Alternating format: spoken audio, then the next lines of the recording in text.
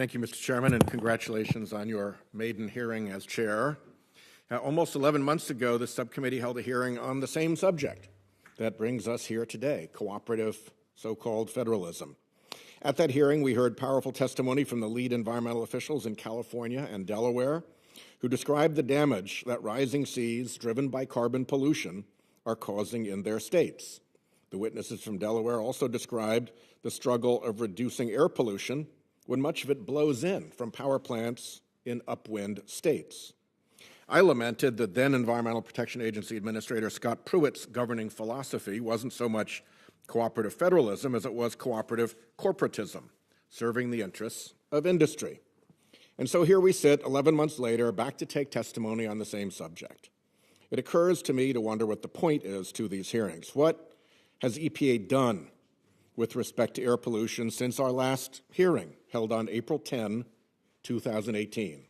Well, April 13, 3 days after the last hearing on this subject, EPA issued a final notice denying a petition filed by Connecticut under the Clean Air Act, asking EPA to make a determination that emissions from a Pennsylvania power plant were responsible for its inability to meet air quality standards. So much for EPA concern about the problem of cross-state air pollution. On August 2nd, EPA and the National Highway Traffic Safety Administration announced a proposal to freeze greenhouse gas emission and corporate average fuel economy standards for cars and light trucks. This proposal would result in additional carbon pollution of almost 900 million metric tons for model years 2021 through 2025. That's the equivalent of adding almost 200 million cars to the road for 1 year and represents almost 20% of U.S. total carbon emissions in 2018. Who at EPA was paying attention when California and Delaware discussed what carbon pollution is doing to coastal states? On August 21st, EPA announced a proposal to replace the Clean Power Plan. This proposal would result in additional carbon pollution of between 20 and 61 million short tons per year over the period 2025 to 2035, the equivalent of adding between 4 and 12 million cars to the road. Again, was anyone at EPA paying any attention when California and Delaware discussed what carbon pollution is doing to coastal states? On September 11th, EPA announced a proposed rule to weaken monitoring and repair rules for methane leaks at oil and gas facilities. This proposal would result in additional carbon pollution of 380,000 short tons of methane over the period 2019 to 2025 and would create downwind air pollution problems, the equivalent of adding almost 2 million cars to the road for 1 year. Again, was anyone at EPA paying the slightest attention to those states in our last hearing on this subject? On October 5th, EPA denied 4 petitions by Delaware and 1 by Maryland, asking it to make a final determination that out-of-state power plants were responsible for their inability to meet air quality standards. On December 6th, after all the work members of this committee have done to encourage carbon capture technologies, EPA proposed eliminating carbon capture and storage technology as the best system of emission reduction for new and modified coal-fired power plants. On December 27th, EPA proposed eliminating the legal justification for rules limiting the emissions of mercury and other hazardous air pollutants that Rhode Islanders must live with.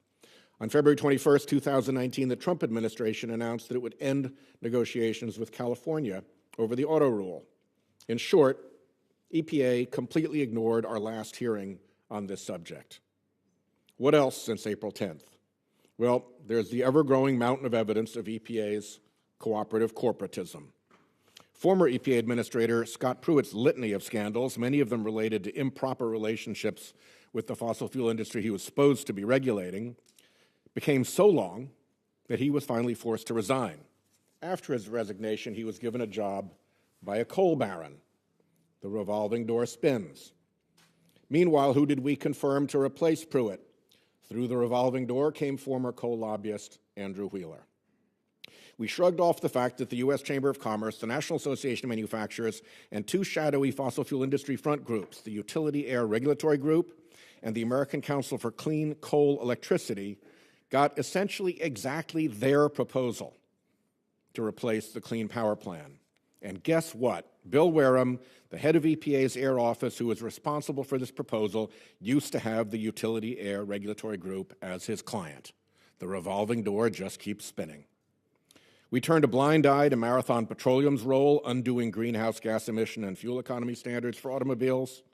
Various front groups that received a minimum of $196 million from fossil fuel industry interests all lobbied to roll back the standards, as did Valero, Endeavor, Coke companies, and the American fuel and petrochemical manufacturers. So forget federalism at EPA. It has become ever more apparent that the Trump EPA has zero intention of listening to the states and every intention of kowtowing to the fossil fuel industry. What we ought to be holding hearings on is the capture of EPA by the industry it is supposed to regulate, but instead has been turned into its toy and plaything. Thank you, Mr. Chairman.